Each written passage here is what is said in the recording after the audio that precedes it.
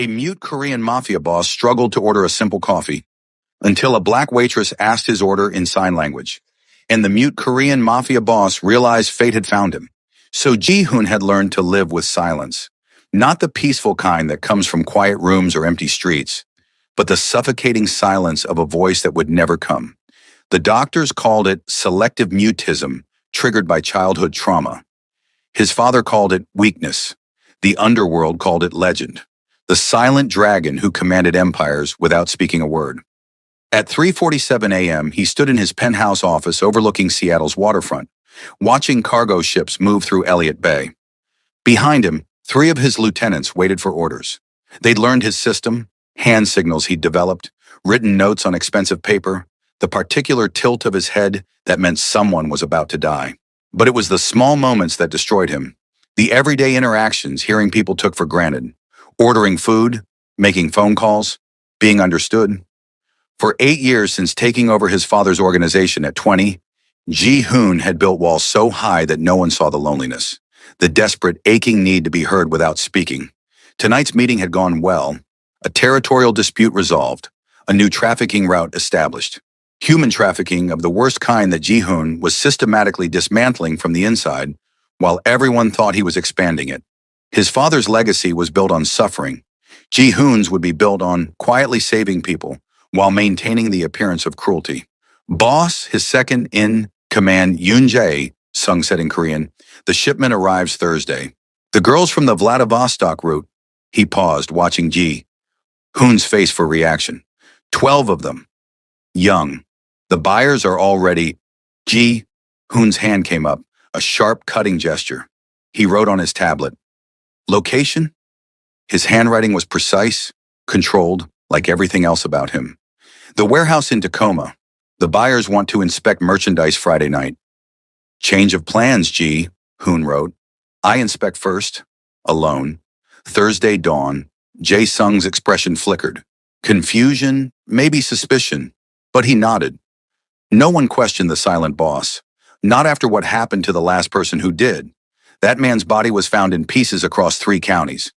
What they didn't know was that man had been raping the women in their protection houses.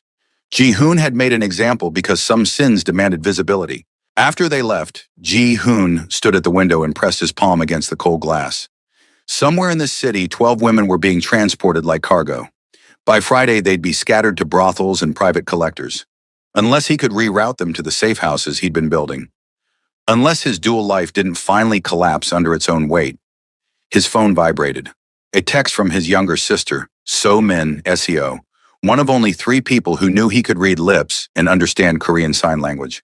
Appa, you need to sleep. I can feel you brooding from my apartment. Ji-hoon smiled despite himself. Min Seo was studying law at University of Washington, determined to be nothing like their family. She didn't know the full extent of what he did, but she knew enough. Knew her college tuition came from blood money he was trying to wash clean. He texted back, can't sleep, too much work. Then go get coffee. That 24-hour place on Pike. Stop being a hermit. It's 4 a.m. Perfect. No crowds. No one to judge the scary mob boss for existing in public. Ji-hoon stared at the message. Min Seo was the only person who could tease him about his isolation. The only one who understood that his silence wasn't choice, it was survival. When he was 7, he'd witnessed his father torture a man to death. The screaming had lasted hours. And when it finally stopped, Ji-hoon's voice stopped too. Just gone. Like his throat had closed around the horror and never reopened. 21 years later, that silence had become armor, power, mystery. But underneath, he was still that 7-year-old boy who wanted to scream and couldn't. Fine, he texted Min Seo. But if I get murdered by a barista, it's your fault. Baristas don't murder people. They just judge your drink order silently. Then I'm definitely getting murdered. The Moonlight Cafe was a small place tucked between a vintage bookstore and a closed tattoo parlor. Ji-hoon had passed it 1,000 times but never entered. Going into public spaces meant interaction. Interaction meant the painful pantomime of pointing at menus, the confusion in people's eyes, the inevitable, "Are you okay? Can you speak?" that made him feel like a circus act. But it was 4:23 a.m., and he was exhausted, and Mincio was right. He needed to stop hiding. So he pushed through the door, and a small bell chimed above his head. The cafe was empty except for one person behind the counter. She was beautiful in a way that made Ji-hoon forget to breathe. Brown skin that seemed to glow under the warm cafe lights. Natural hair pulled back in a bun with a few curls escaping around her face. She wore a simple black t-shirt and jeans with a green apron. And when she looked up, her smile was automatic, professional, until their eyes met. Then something shifted. Her smile became real, reaching eyes that were warm and intelligent and curious. She said something. Chi? Hoon couldn't read her lips from this distance and gestured toward the counter welcomingly. He approached slowly, cataloging details the way he'd been trained. No wedding ring. Name tag that said Stacy in neat handwriting. Small tattoo on her left wrist that looked like music notes. Calluses on her fingers that suggested she played an instrument. And something else. A wariness in the way she held herself, like someone who'd learned to be careful. "Hi there," she said brightly, and Ji-hoon focused on her lips, catching the words. "Welcome to Moonlight. What can I get started for you?" This was the moment he hated. He pulled out his phone, typed quickly, "Black coffee, large." He turned the screen toward her. Stacy's smile didn't falter, but something changed in her eyes. Understanding, maybe, or pity. Ji-hoon braced for the usual response. The too loud speech, the exaggerated mouthing of words, the assumption that he was intellectually disabled because he couldn't speak. Instead, Stacy nodded, rang up the order, and said with careful enunciation so he could read her lips clearly, "Black coffee, large. That'll be $4.50. She paused, then added, "Do you want room for cream or filled to the top?" Ji-hoon blinked. She wasn't shouting, wasn't treating him like a child, just asking a normal question while making sure he could understand her. He typed, "Filled to top, thank you." "You got it." She turned to the coffee maker, and Ji-hoon found himself studying her movements. Efficient but not rushed. Graceful. She hummed while she worked. He could see her throat moving, and something about the normalcy of it made his chest ache. When she returned with his coffee, Stacy set it down carefully and said, "Here you go. Careful, it's hot." Then she hesitated, seeming to wrestle with something internal. Finally, she said, "I hope this isn't weird, but can I ask you something?" Ji-hoon tensed. Here it came. The invasive questions about why he couldn't talk. The medical inquiries, Stacy's hands moved. Fluid, deliberate, in perfect American Sign Language. "Do you know ASL? It might be easier than typing." The world stopped.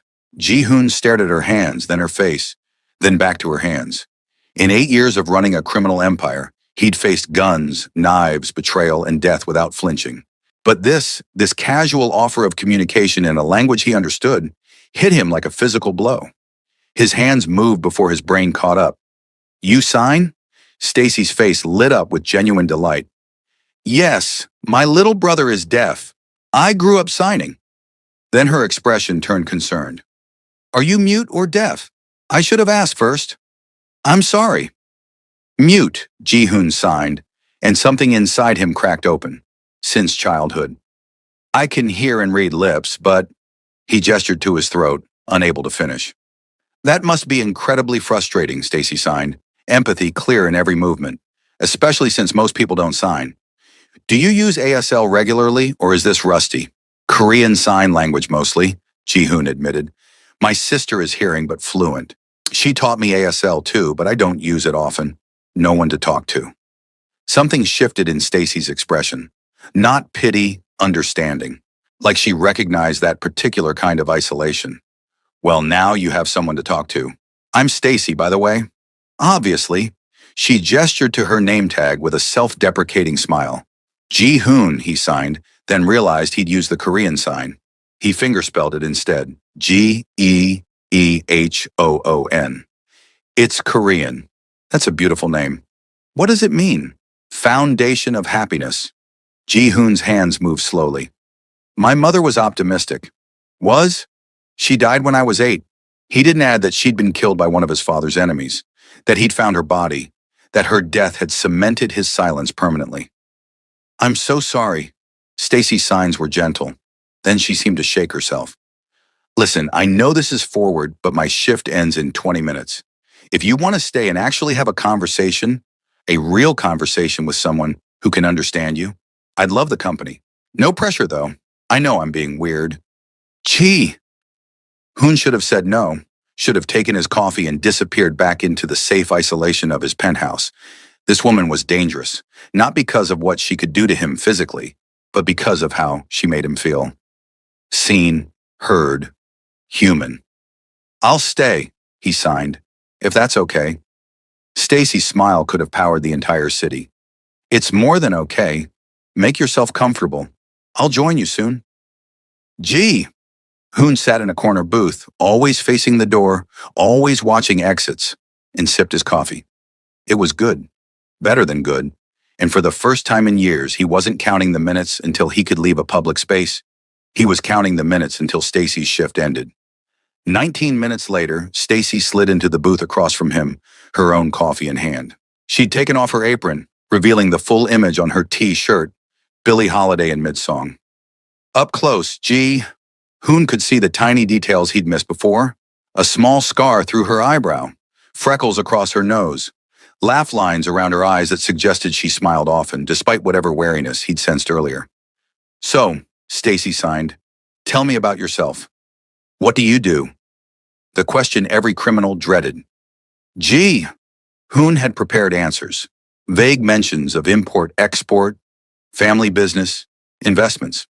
But something about Stacy's open expression, her genuine interest, made him want to be honest, or as honest as he could be without terrifying her. Family business, he signed. Import, export, logistics. Very boring. The way you hesitated before signing that tells me it's not boring at all. Stacy's eyes sparkled with amusement, but I get it. First conversation, you don't want to share your whole life story. Fair enough. She sipped her coffee. What do you do for fun? When you're not running your mysterious family business? Fun. Gee. Hoon tried to remember the last time he'd done something purely for enjoyment. Everything was strategy, survival, maintaining the dual life that was slowly consuming him. I don't really have fun, he admitted. Work is constant. Takes all my time. That's sad, Stacy signed with gentle frankness. Everyone needs something that makes them feel alive, something that's just for them. What about you? What makes you feel alive? Music. Her signs became animated, passionate. I'm a jazz singer. Well, trying to be. Right now, I'm a barista who sings at open mics and prays for her big break. She laughed, the sound silent to him, but visible in how her shoulders shook. Super cliché, right? The struggling artist in Seattle. Not cliché. Brave. Hoon's signs were earnest. Most people don't chase their dreams. They settle for safety.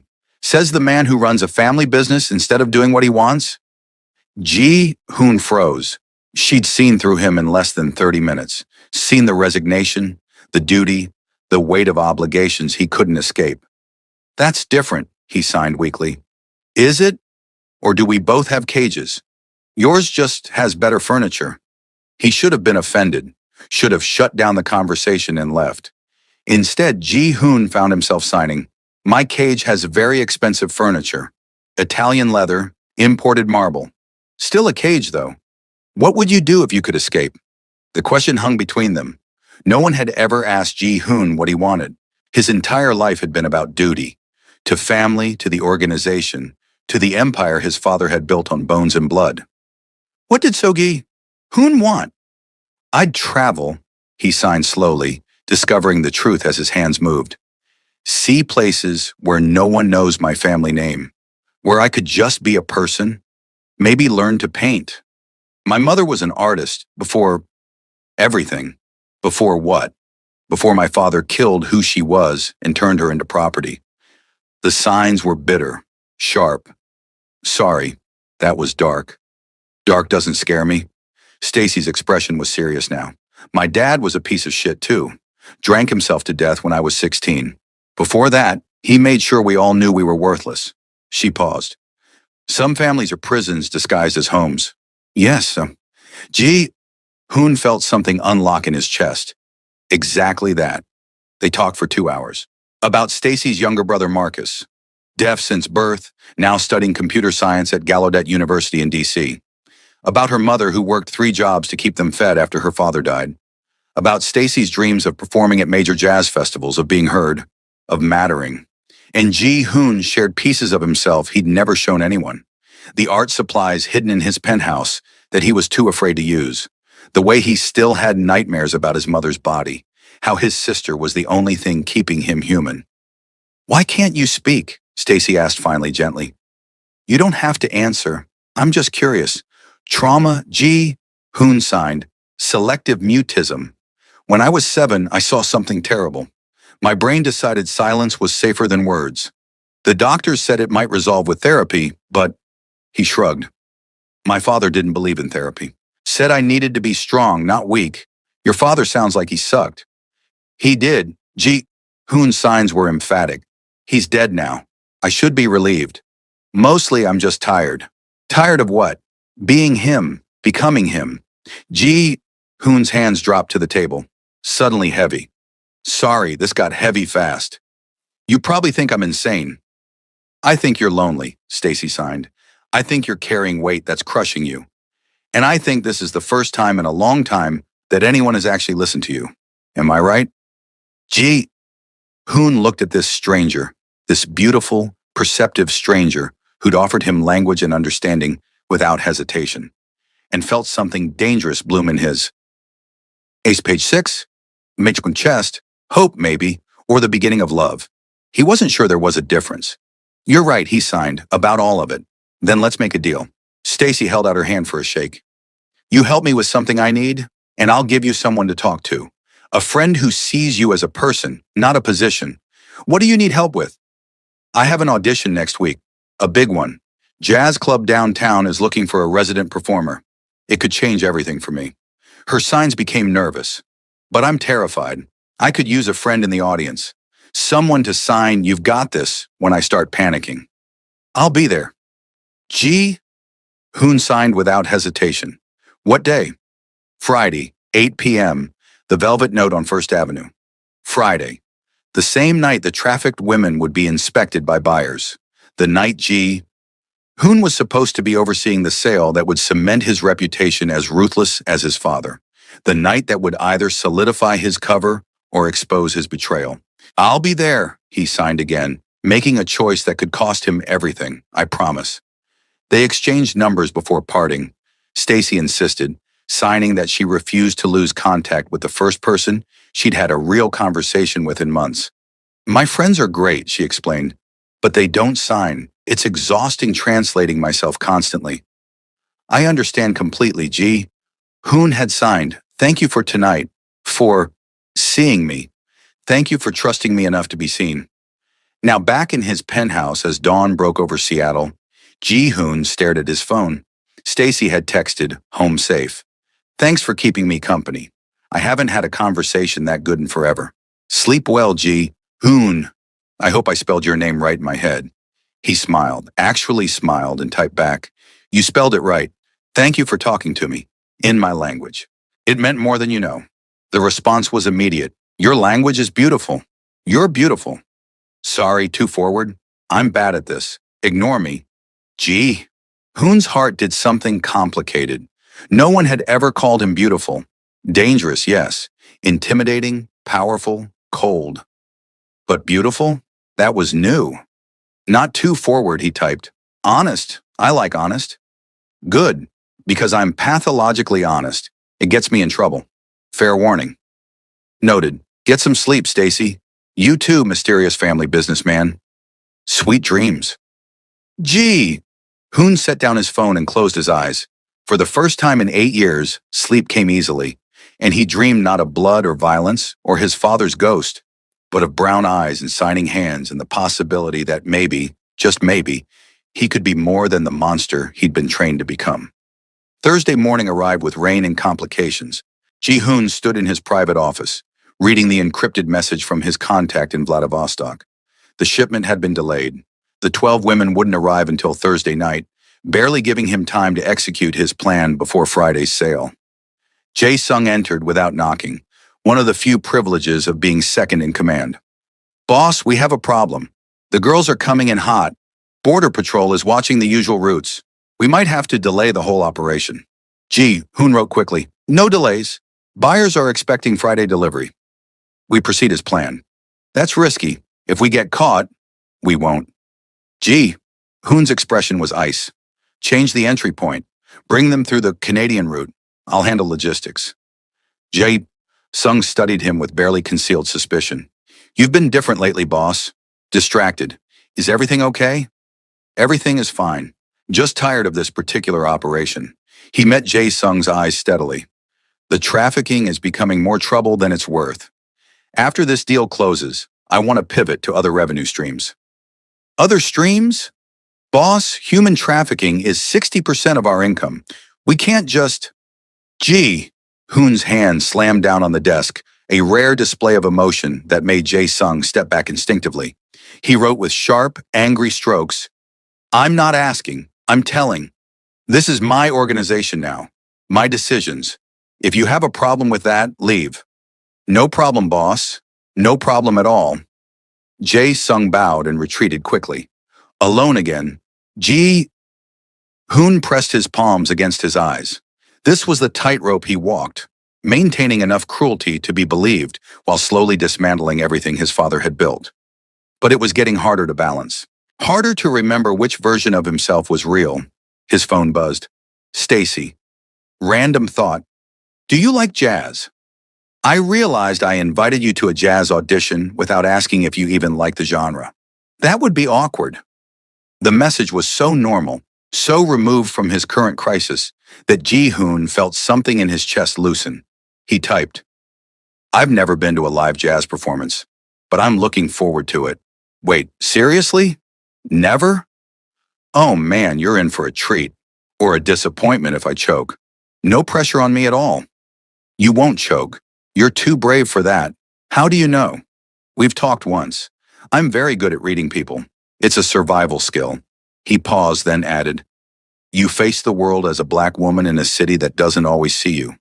You learn sign language to communicate with your brother when it would have been easier not to. You pursue impossible dreams while working graveyard shifts at a cafe. You're brave in ways most people never manage. The response took longer this time.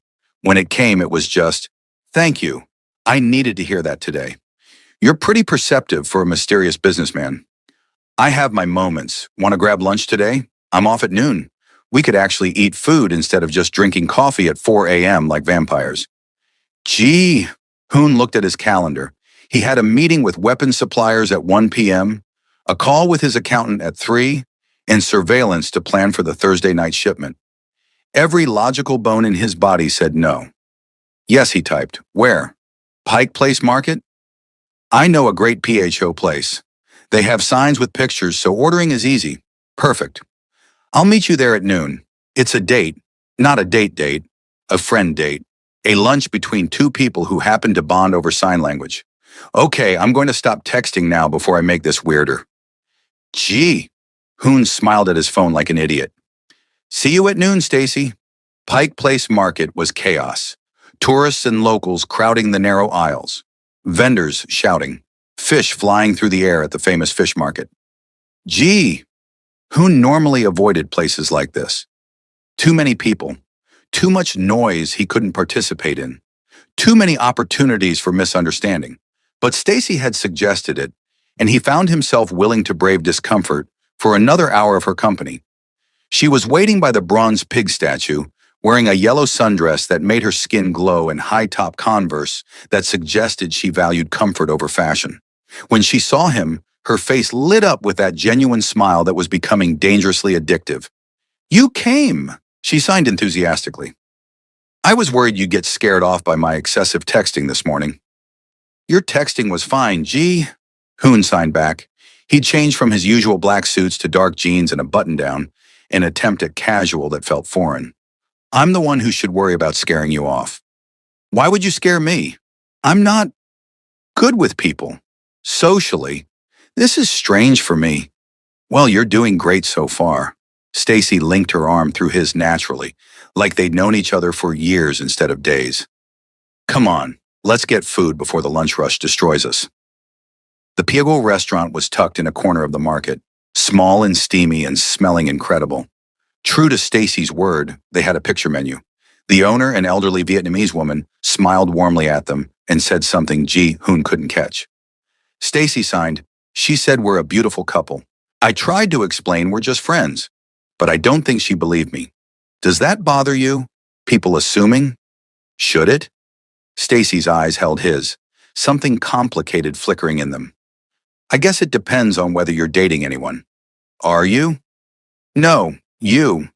Nope. Single and apparently destined to stay that way according to my mother, who thinks I'm too picky. Are you? Too picky? I don't think wanting someone who sees me as a whole person is being picky. Stacy's signs were thoughtful. My last boyfriend was... He said he loved me, but what he loved was the idea of me, the strong black woman who could handle anything. He didn't love the real me, the one who has panic attacks before performances and cries during Pixar movies, and sometimes feels like she's failing at everything. He was an idiot, Ji Hoon signed firmly. The real you is the only version worth loving. Stacy stared at him, something vulnerable and hopeful crossing her face. You don't even know the real me. We've talked twice. I know you're kind to strangers. I know you light up when you talk about music. I know you see people, really see them, instead of what you expect to see. His signs slowed, became more deliberate. I know that when you signed to me, you didn't do it for praise or recognition. You did it because it was the right thing to do. That tells me everything I need to know. Ji Hoon. Stacy reached across the table, taking his hand. You're dangerous, you know that. I've been told. He didn't pull his hand away. Her palm was warm, calloused from guitar strings. But not in this context. Why am I dangerous to you? Because you make me want to believe in things I gave up on. Like connection. Like being understood. Like maybe there's someone out there who won't ask me to be smaller or quieter or less complicated. I would never ask that, Ji Hoon signed with his free hand. Your complications are what make you interesting. Order ready, the owner called out, breaking the moment. They ate in comfortable silence, Stacy occasionally signing observations about the other customers or funny memories of bringing Marcus to this same restaurant when they were younger. He must be important to you, Ji Hoon signed. Your brother. The way you talk about him, he's my best friend. Stacy's signs were tender. When my dad was drinking, when mom was working, when the world felt too big and cruel, Marcus was there. We had our own language, our own world. He's why I never gave up on music. He said if I could sing, I had to, for both of us. Does he sing? In his way. He feels the vibrations, moves to them, says music is just another kind of sign language. She smiled. You'd like him. He's studying cybersecurity, wants to protect deaf people from online scams that target them specifically. He sounds remarkable, like his sister. Stacy blushed, actually blushed, and Ji Hoon felt absurdly proud of causing that reaction. Stop being charming. I'm trying to maintain professional distance here. Why? We're not working together. We're just two people who what? Stacy signed. What are we, Ji Hoon? The question hung between them. Ji Hoon thought about his father, about the organization, about the 12 women who would arrive tonight and the buyers expecting them tomorrow, about the life he'd built on lies and violence, about the impossibility of offering this beautiful, honest woman anything real. Friends, he signed finally. We're friends. If that's okay with you. Something flickered across Stacy's face. Disappointment, maybe, or relief. Friends is good. Friends is safe. I like safe. Do you? Ji Hoon studied her, because everything about you suggests you like risk. The music, the dreams, the way you approached a stranger in your cafe and offered him language. That's different. That's calculated risk, controlled danger. And what would uncontrolled danger look like? Falling for someone completely wrong for me? Stacy's signs were slow, careful. Someone with secrets. Someone whose life doesn't make sense with mine. Someone who could break my heart without even trying. Ji Hoon's chest tightened. That sounds terrifying. It is. Her eyes locked with his. Absolutely terrifying. They stared at each other across the small table, the air thick with things unsaid.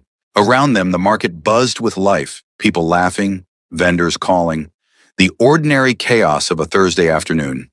But in their small bubble, there was only silence and sign language, and the dangerous understanding that they were both teetering on the edge of something that could destroy them. Finally, Stacy broke eye contact, checking her phone. I have to go. Rehearsal for tomorrow night.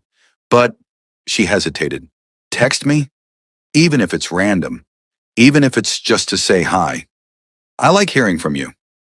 I'll text you, Ji-hoon promised. Break a leg tomorrow. Not literally, thanks. She squeezed his hand once more, then stood. But before leaving, she turned back and signed. Ji-hoon, whatever secrets you're carrying, I hope someday you trust me enough to share them. Because you don't have to be alone. She left before he could respond, disappearing into the crowd. Ji-hoon sat alone with cold foe and a heart that felt too big for his chest. He pulled out his phone and texted his contact at the Safe House Network. Friday night operation is go. 12 packages need immediate relocation after inspection. Have transport ready. Then he texted his sister. I think I'm in trouble. Minseo's response was immediate. What kind of trouble? The family business kind or the personal kind? Both, maybe. I don't know. I met someone. What? Oppa, you haven't been interested in anyone since high school. Who is she? When can I meet her? Does she know about... No, she doesn't know. And she can't. Ever. Then what are you doing? You can't have a relationship built on lies. I'm not having a relationship. We're just friends. Friends don't make you text your sister about being in trouble. What's her name? Stacy. She's a jazz singer. A barista. She signs. He paused, then added, she sees me. SEO. Really sees me. Then you need to let her see all of you. Or let her go. It's not fair otherwise, I know. I'm working on an exit. From everything. Just give me time. Time is the one thing our family never has enough of. Be careful, Appa. Please. Thursday night came too fast. At 11:47 p.m., Ji-hoon stood in the abandoned warehouse in Tacoma, watching his men unload a shipping container. He'd sent most of his security away, just him and 2 trusted operatives who'd been with him since the beginning, who understood what he was really doing. The container doors opened and 12 women stumbled out, young, terrified, some crying, others blank-faced with trauma. They ranged in age from maybe 16 to mid-20s, all Eastern European, Russian, Ukrainian, Georgian, promised jobs in America, delivered into hell. Ji-hoon's hands moved in careful gestures his men understood. Calm them. Food and water. Medical attention if needed. They're safe now. One of the women, older, maybe 25, with defiant eyes despite her fear, said something in Russian. Ji-hoon's operative, Dmitri translated, she wants to know if we're going to kill them. Ji-hoon pulled out his phone, typed into a translation app. No one is going to hurt you. You're safe. Tomorrow, buyers will come to inspect you. After they leave, you'll be moved to a safe house. New identities, asylum assistance. You're not being trafficked. You're being saved, Dmitri translated. The woman stared at Ji-hoon with naked suspicion. Why should we believe you? Because if I wanted to traffic you, I wouldn't be telling you about it. Ji-hoon typed, I'm risking everything to get you out. Please trust me. Just for 24 more hours. The women huddled together, whispering. Finally, the defiant one nodded. We trust you. For now. Ji-hoon spent the next 3 hours making sure they were fed, given clean clothes, provided with sleeping bags and basic dignity. His phone buzzed repeatedly. Jae-sung demanding updates, buyers confirming Friday's inspection time, various lieutenants checking in. He ignored most of them. At 2:34 a.m., Stacy texted, Can't sleep. Too nervous about tomorrow. Tell me something good? Ji-hoon looked around the warehouse, at women sleeping fitfully after narrowly escaping horror, at the organization he was systematically betraying, at the blood on his hands from years of violence, and typed, I'm looking forward to hearing you sing. That's sweet, but I meant something good about you. Tell me a happy memory. Ji-hoon thought about his childhood. Most memories were tainted with violence or fear. But there was one. My mother teaching me to mix colors. I was 6. She said art was the only real language because it didn't need words. Just feeling. That's beautiful. Do you still paint? No. I stopped after she died. Haven't picked up a brush in 21 years. That's heartbreaking. Your mom wouldn't want that. Art is expression. You need expression more than anyone I've met. Maybe, someday, soon. Promise me.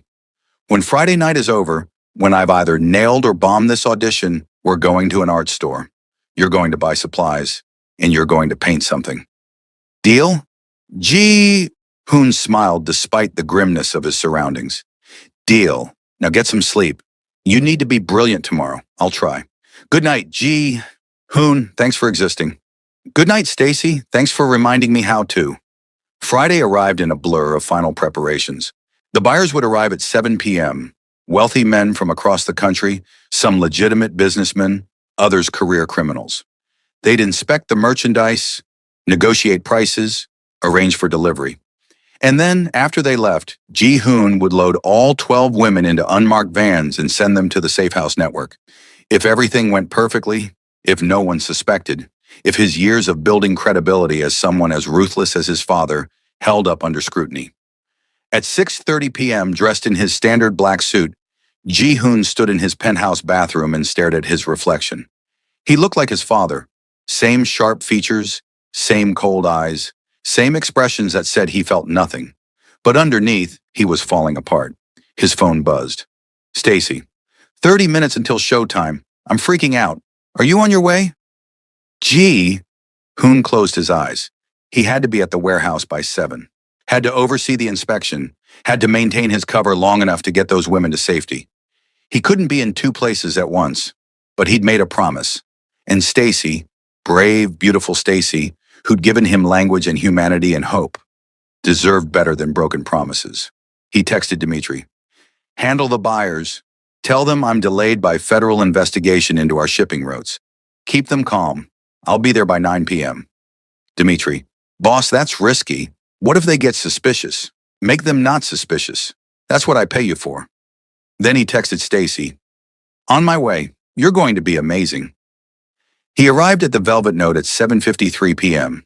The club was intimate, all exposed brick and dim lighting, and tables crowded with people who looked like they understood jazz. The stage was small but professional, equipped with quality sound equipment that Ji-hoon couldn't fully appreciate, but recognized as expensive.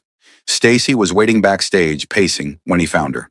She was wearing a green dress that hugged her curves perfectly, her hair loose and wild around her shoulders, her makeup subtle but striking. She looked like music personified. You came, she signed, relief flooding her features. I was so afraid you'd... I promised. Hoon signed back. I keep my promises. Stacy threw her arms around him, and Hoon stood frozen for a moment before awkwardly returning the embrace. She was warm and solid and real, and she smelled like cocoa butter and nervousness. I'm so scared, she signed when she pulled back. What if I forget the words? What if my voice cracks? What if they hate me? They won't. Hoon cupped her face gently. You're extraordinary, and even if you were terrible, which you won't be, I'd still think you were perfect. That's the least objective assessment ever. I don't need objectivity. I need truth. And the truth is, you're going to walk out there and remind everyone why music matters. Stacy took a shaky breath, then nodded. Okay, I can do this.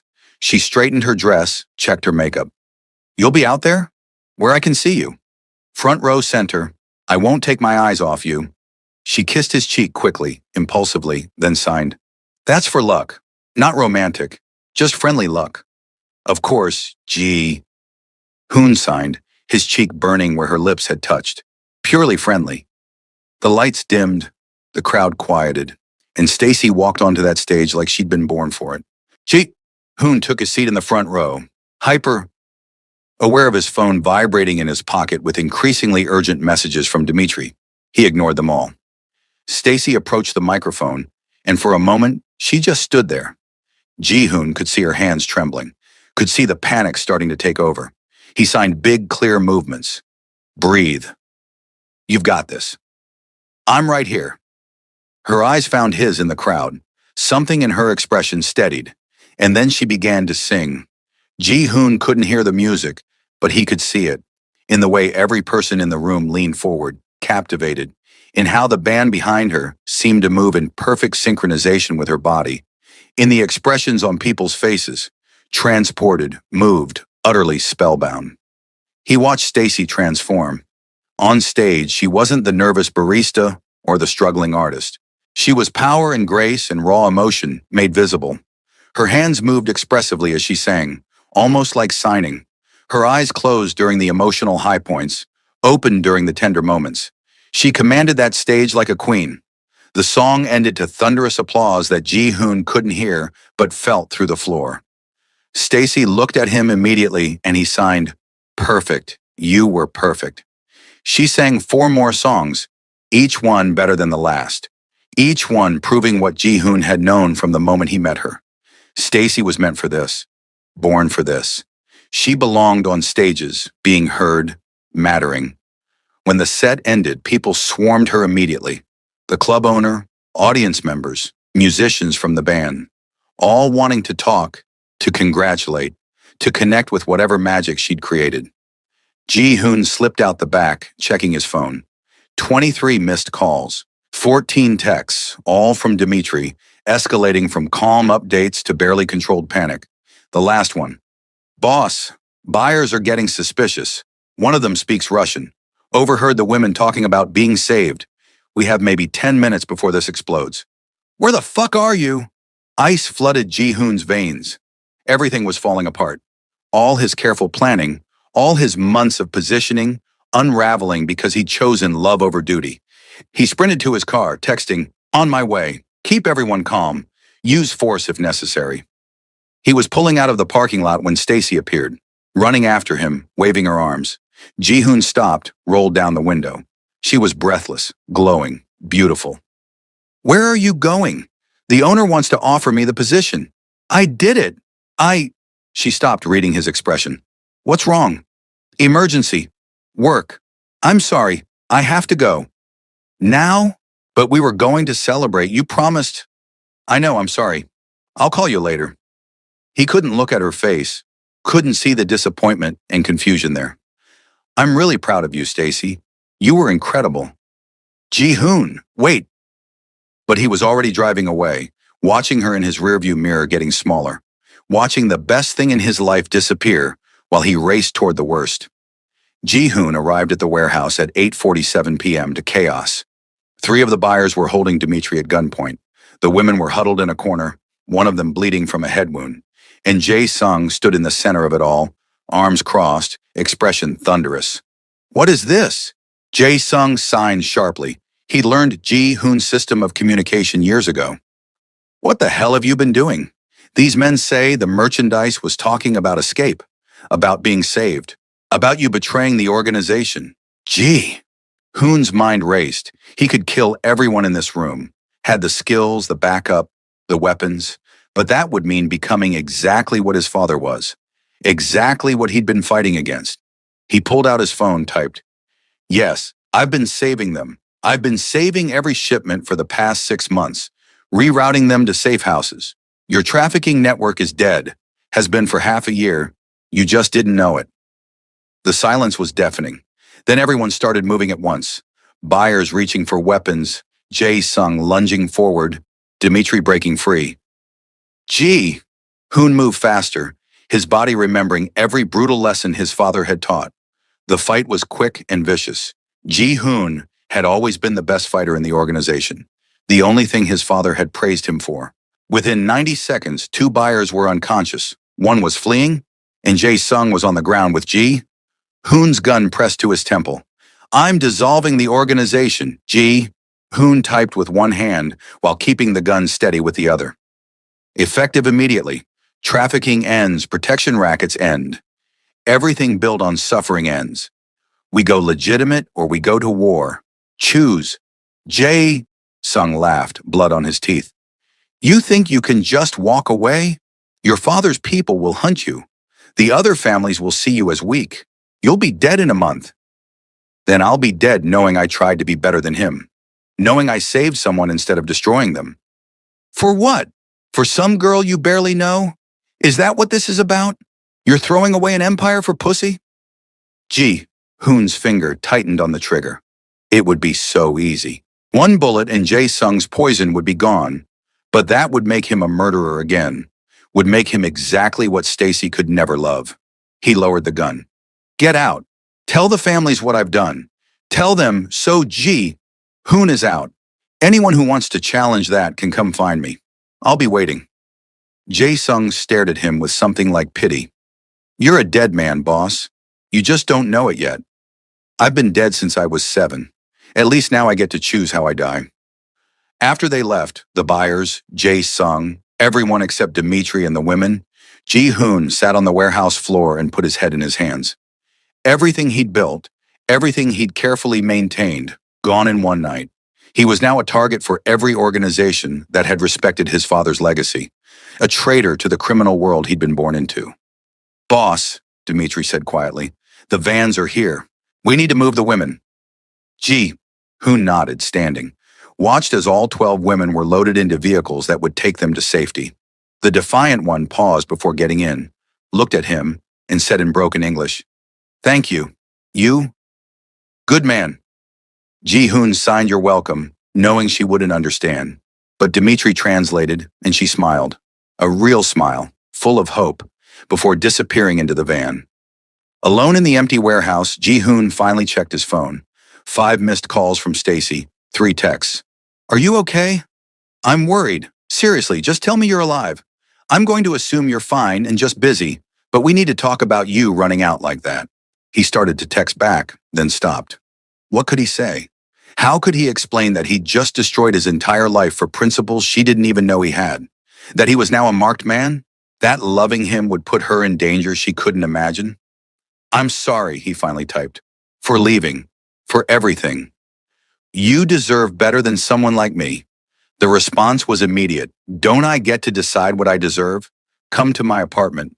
Let's talk face to face. Please, Ji. Hoon knew he should disappear, should protect her by cutting all contact. But he'd been pretending to be someone else for so long that the idea of being honest with someone, with her, was intoxicating. Send me your address, he typed. I'm coming. Stacy's apartment was in Capitol Hill, a tiny 1-bedroom filled with plants, records, and posters of jazz legends. She opened the door still in her performance dress, makeup slightly smudged, eyes concerned. Are you okay? She signed immediately. You look... God, gee. Hoon, you're bleeding.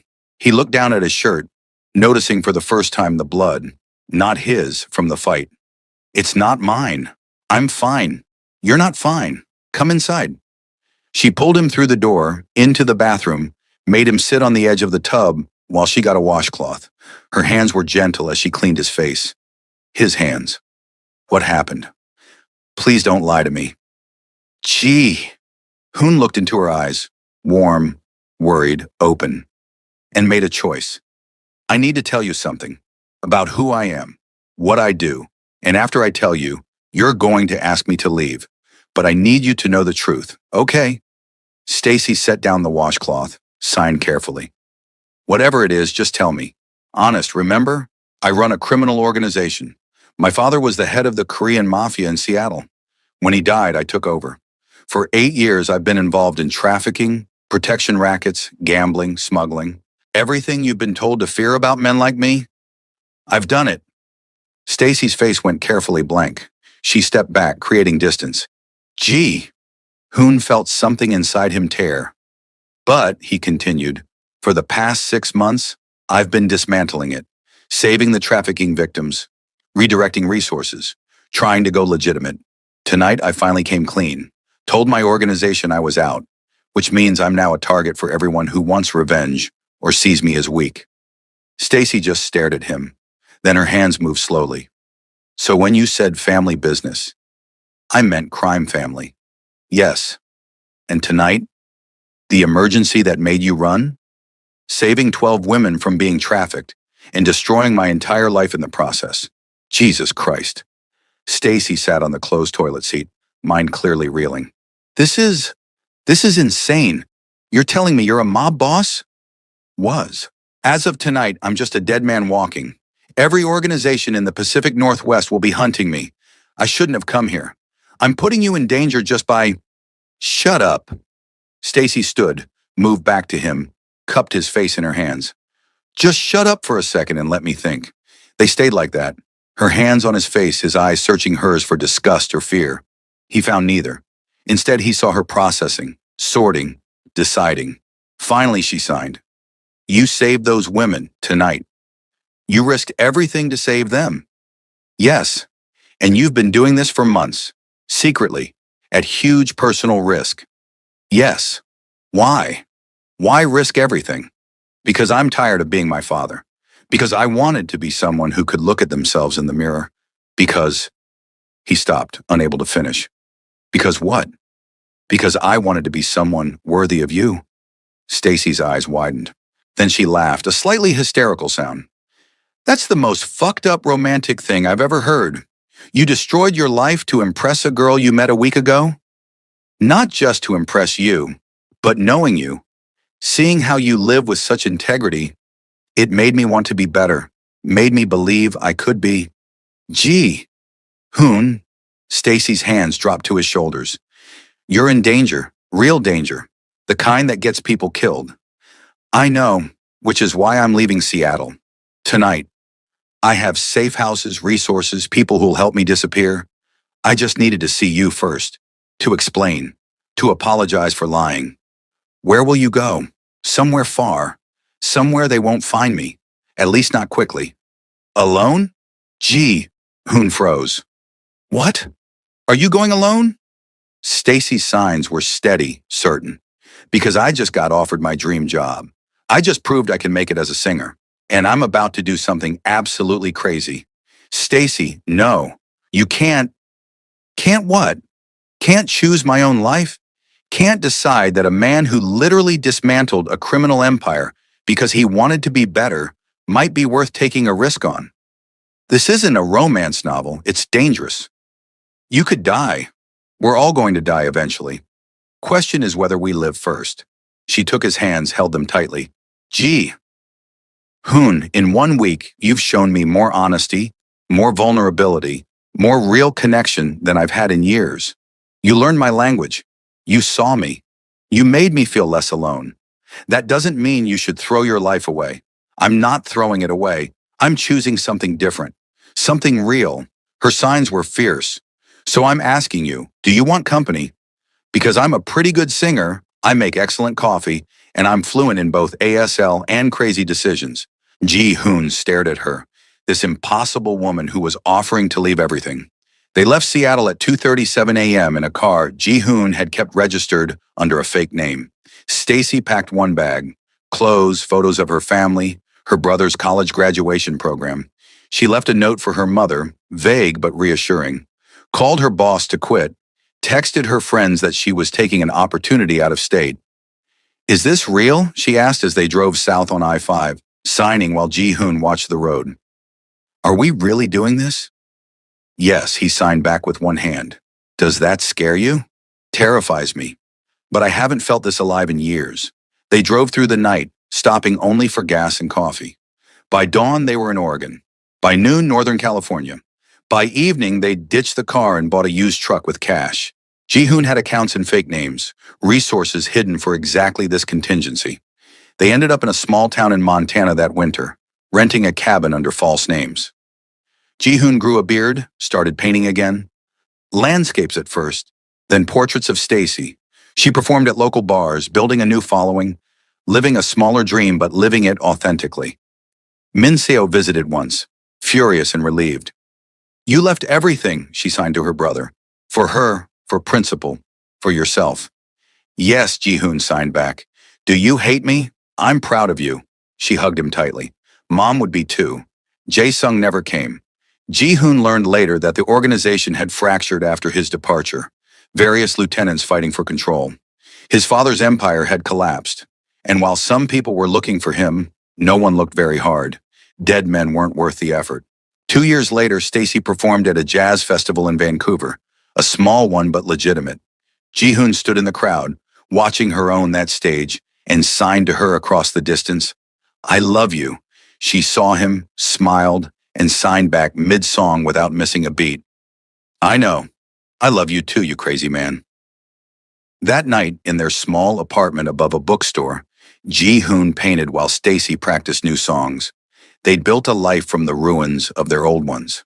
Not perfect. They still looked over their shoulders, still worried about the past catching up. But real, honest, theirs. Do you regret it? Stacy signed as they lay in bed, her head on his chest. Giving up everything? I didn't give up everything, Ji-hoon signed. I gained you, gained freedom, gained a life worth living instead of just surviving. That's very poetic for a former mob boss.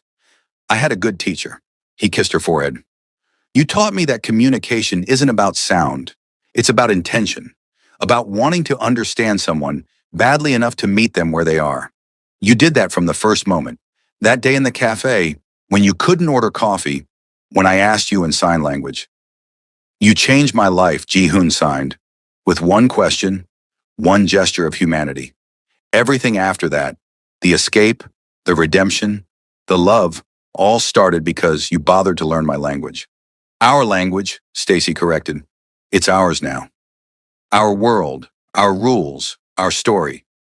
Our story, he agreed. The mute mob boss and the jazz singer. Sounds like a bad romance novel. The best ones always do. And there, in that small apartment in a town where no one knew their names or their history, two people who'd found each other across impossible distances built a future with their hands, speaking in silence, loving without sound, proving that the most powerful language is the one we choose to learn for someone else.